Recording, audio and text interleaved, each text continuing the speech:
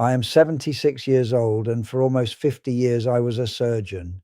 I want you to hear that clearly before I say anything else. 50 years, thousands of operations, thousands of lives passing under my hands while the rest of the world slept. People called me gifted. They called me steady. They said I had the calmest hands in the entire hospital. And tonight, I am telling you the truth that I have never said out loud. I operated when I should have stopped. I don't mean one bad night. I don't mean one tired shift. I mean, I kept going for years after a quiet voice inside me said, "It is time to put the knife down." I heard that voice. I felt it, and I ignored it because I thought I had time. I thought I was still the man I used to be. I was wrong. If you are watching this, I need you to understand something while you still can. The most dangerous lie we ever tell ourselves is not, "I can't." It is, "Not yet." It is, "A little longer." It is, "One more year and then I'll slow down." That lie sounds so reasonable, so responsible, and it will quietly steal everything that matters from you. Let me take you back. When you spend your whole life being the person everyone depends on, you forget that you are allowed to be tired. The phone rings at 3 in the morning and you go. A young father is bleeding on a table and you go. A mother won't survive the night without you, and you go. After enough years, your identity stops being a job. It becomes who you are. Take away the white coat and you don't know what's left. That was my trap. I didn't keep operating because the hospital needed me. I kept operating because I was afraid of what I'd be without it. And here is the part that still keeps me awake. My hands had started to change. Just slightly. A tremor in the morning. A second of hesitation that wasn't there before. A name I couldn't recall, a tool that felt heavier than it used to. Small things. Things I could explain away. Things I did explain away every single time. I told myself the next case would be fine. They always had been. Why would this be any different?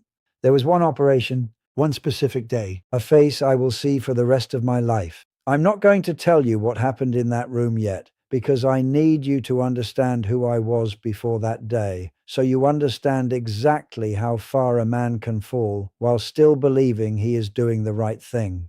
But I will tell you this. Everything I believed about strength, about duty, about being needed, it was wrong. And it took losing something I can never get back to finally see it. You think you have time. You think the warning signs are for other people. You think you'll stop before it's too late, that you'll know the exact moment to walk away. You won't. I didn't. So before I show you the day that broke me, I have to take you back to the beginning, to the young man who fell in love with this work, and to the first crack that appeared long before I was willing to admit it was there. Because the cracks always come first. We just don't want to look. Let me take you all the way back to the beginning. I was 26 the first time I held a scalpel over a living person. My hands were shaking, not from age then, but from fear. The senior surgeon beside me put his hand on my shoulder and said, "Steady.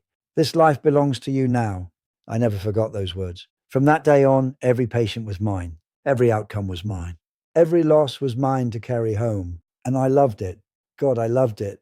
There is a feeling you get in that operating room that nothing else in the world can give you. The silence.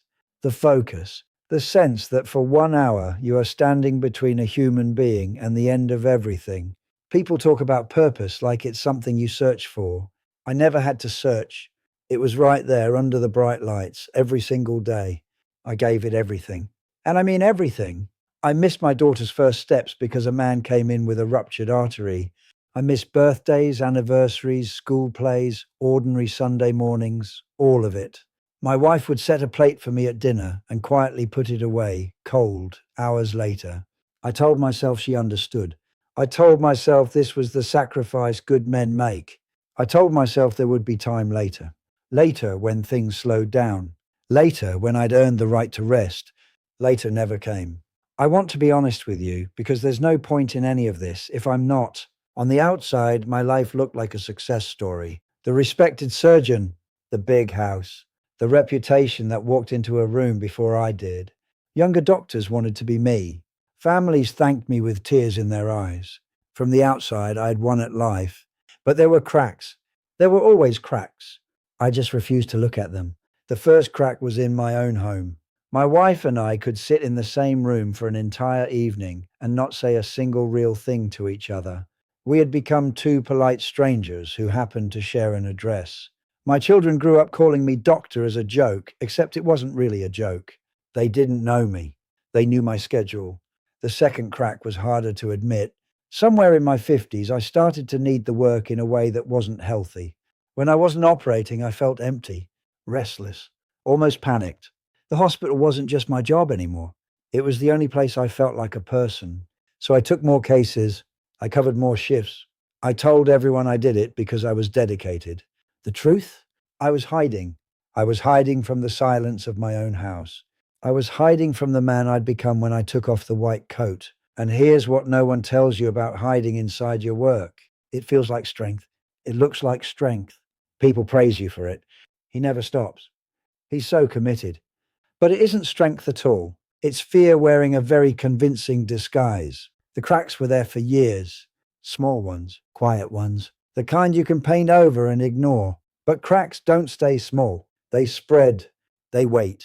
And mine were about to break wide open on a day that started like any other ordinary morning, with a cup of coffee and a name on my schedule I had no reason to fear. Her name was on my schedule that morning. A routine procedure, the kind I had done 1,000 times, the kind I could do, I believed, in my sleep. She was 34 years old, a teacher, a mother of 2 small boys. Her husband sat in the waiting room with a paper cup of coffee going cold in his hands, completely certain that he would take his wife home that evening. Why wouldn't he be? She was in the hands of the best. She was in my hands. I remember feeling tired that morning, more than tired. There was a heaviness behind my eyes that I had been carrying for weeks. My hand had trembled twice while I was scrubbing in. I noticed it. I looked at it, and then I did what I always did. I told myself it was nothing. I thought I had time to be careful. I thought experience would carry me where my body no longer could. 50 years of skill, surely that counts for something. Surely that covers a bad morning. I was wrong. I'm not going to walk you through the medical details. You don't need them, and I don't have the strength to relive them out loud.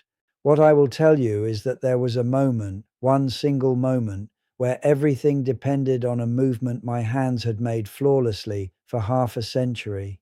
A small thing, a precise thing, and my hands hesitated just for a second, just long enough. I felt the room change. I felt the energy of the people around me shift from calm to fear. I heard a monitor begin to scream, and I stood there, the great surgeon, the steady one, the man with the calmest hands in the building. And for the first time in my entire life, I did not know what to do fast enough. We fought for her. We fought for a long time. I have never wanted anything more than I wanted her to open her eyes. She didn't. I had to walk out into that waiting room and look at her husband. I had to watch his face as he understood. I had to hear a sound come out of a grown man that I will never, ever forget. And somewhere in that hospital, 2 little boys were about to grow up without their mother. And I knew in the deepest part of myself that it did not have to happen. I had heard the warning, the tremor, the heaviness, the voice that said stop. I had heard it for years, and I ignored it because I was afraid of who I'd be without the knife. That night, I sat alone in my car in the hospital parking lot for 3 hours. I didn't cry. I couldn't. I just kept seeing my own hand, hesitating. And a truth I had run from my entire life finally caught me. I had not stayed for my patients. I told myself I did, but the honest truth was uglier than that. I stayed for me. I stayed because I needed to feel important. I needed to feel needed. And my need, my fear, my refusal to let go, it cost a young woman everything. That was the day my entire belief system collapsed. Everything I had called strength, I now saw for what it really was. Everything I had called dedication, I finally understood was selfishness in a very respectable disguise. And as the weeks passed, an even deeper truth began to rise to the surface, one that wasn't only about medicine, one that I realized is about you. In the months that followed, I finally stopped operating, not because I chose to, because I could no longer lift my hand over a patient without seeing her face. And in that stillness, with nothing left to hide behind, the real lessons came. Slowly, painfully, one by one. The first lesson was this. Everything I had called strength was fear. I thought refusing to stop was strength. It was fear. I thought working through exhaustion was strength. It was fear. I thought being needed every hour of every day made me a strong man. It was fear of facing who I was when no one needed me at all. We get this so wrong. The whole world gets this wrong. We praise the person who never rests, who never quits, who pushes through every warning their own body gives them. We call it dedication. We call it grit. But sometimes the bravest thing a person can do is stop. Sometimes the strongest word in the world is enough. I learned that too late. I'm asking you to learn it now. The second lesson cut even deeper. I had spent 50 years saving strangers, and I had let the people who loved me become strangers too. I knew the medical history of thousands of patients. I did not know my own daughter's favorite song. I could recognize a failing heart on a screen in half a second. I could not recognize that my wife had stopped hoping I would come home. I gave my best hours, my sharpest focus, my deepest care to people whose names I would forget by the next year. And to the people who would stand at my grave, I gave whatever scraps were left. You think you're giving your life to something important, and maybe you are. But ask yourself tonight, important to whom? Will it sit by your bed at the end? Will it hold your hand? Will it cry when you're gone? The third lesson is the one I most need you to hear. I thought I had time. I built my whole life on that single sentence. I thought I had time to slow down. Time to know my children. Time to be a husband instead of just a name on a marriage certificate. Time to stop, time to rest, time to finally live. Later, I kept saying. Later, when things settle. Later never came. It never does. It never will. This is the truth no profession teaches you, the truth I had to lose everything to understand. Your work will replace you. The day after you retire, someone else will sit in your chair and the world will not pause for even one breath. But your wife cannot be replaced. Your child cannot be replaced. The ordinary Tuesday evening you keep skipping cannot be replaced. The quiet years with the people who love you, they are not waiting for you. They're passing right now, while you tell yourself you'll get to them later. I was a surgeon. I spent my life learning to cut away what was killing a person so they could live. And the cruelest joke of all is that I never once turned that knife on my own life. I never cut away the fear. I never removed the lie. I let it grow until it took something I can never get back. Don't make my mistake. Because there is one last thing I need to say to you, directly, before I run out of the time I always thought I had. So now I'm speaking to you. Just you. Not the crowd. Not the world. You. The one person hearing my voice right now. I don't know your age. I don't know your work. Maybe you're young with your whole life stretched out in front of you like an open road. Maybe you're my age, sitting quietly, doing the math on the years you have left. It doesn't matter. What I'm about to say is the same for all of us. You are going to be tempted every single day to put your life off until later. Later, you'll call your father back. Later, you'll take that trip. Later, you'll leave the job that's slowly killing you. Later, you'll be present with your children instead of half listening with a screen in your hand. Later, you'll rest. Later, you'll forgive. Later, you'll finally live. I need you to hear me. I am 76 years old and I am begging you. Later never came for me. And the warning signs I ignored were not loud. That's the cruel part. They were quiet. A small tremor. A tired morning. A voice that whispered stop while everyone around me cheered me on to keep going. Your warnings will be quiet too. The exhaustion you keep explaining away. The relationship you keep promising to fix tomorrow. The dream you keep telling yourself there's still time for. There is less time than you think. There always is. I let my fear wear the mask of strength, and it cost a young mother her life and cost 2 boys their childhood. I let my work become my hiding place, and I lost my wife while she was still sitting right across the table from me. I told myself I was being strong, being needed, being important. I was just afraid to face my own life. Don't make my mistake. If there is a person you love, go to them.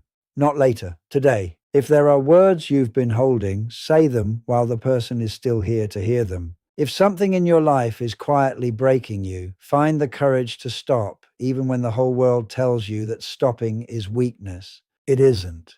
Walking away from what's harming you is the strongest thing a human being can do. I gave my hands to strangers for 50 years. What I would give now, everything I own, every honor I ever earned, for one ordinary evening back.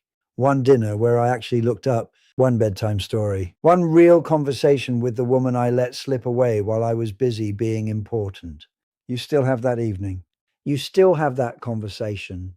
You still have that chance I no longer have. Don't waste it, please. Don't waste your one life proving how strong you are to people who will forget your name. Spend it on the few who never could. I was given the calmest hands in the building. I used them to save 1,000 strangers.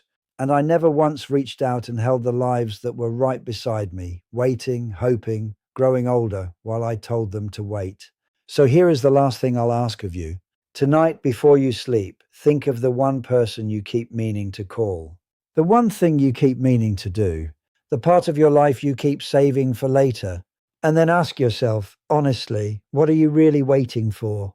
Because I promise you, with everything I have left, later never comes.